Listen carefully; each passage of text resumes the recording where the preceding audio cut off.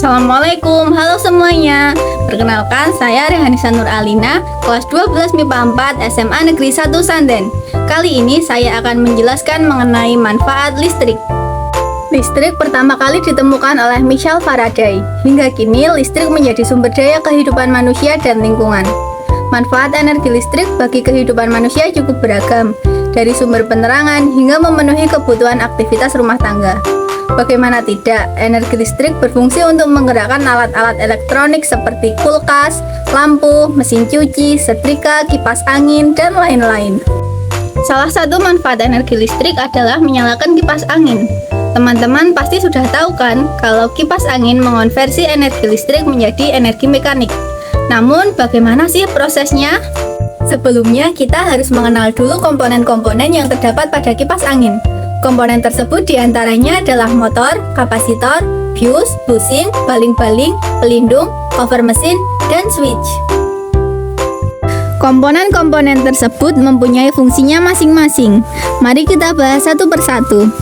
Pertama, motor, yaitu komponen yang berfungsi untuk mengubah energi listrik menjadi energi kinetik yang terdiri dari stator dan rotor.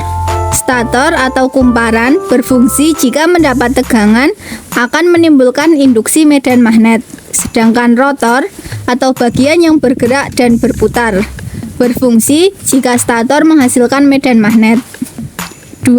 Kapasitor, penyimpanan daya listrik yang digunakan untuk memulai dan menjaga rotasi yang stabil pada motor.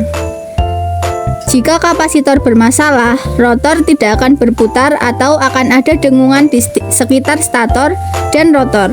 Jika dibiarkan, maka kumparan atau gulungan akan panas. 3. Fuse, berfungsi untuk melindungi kumparan supaya tidak terbakar. Biasanya di dalam fuse tertulis 130 derajat, 250 volt, 2 ampere. Artinya, jika arus melebihi 2 ampere atau tegangan melebihi dari 250 volt atau suhu mencapai 130 derajat, fuse akan putus secara otomatis untuk melindungi kumparan. Selanjutnya, cover mesin, berfungsi untuk melindungi semua komponen di bagian belakang. Nomor 5, bushing, berfungsi untuk penyeimbang rotor agar tidak mengenai dinding stator. Jika bushing aus, akan menimbulkan rotor berputar menggesek dinding stator dan akan menimbulkan panas yang akhirnya merembet ke gulungan.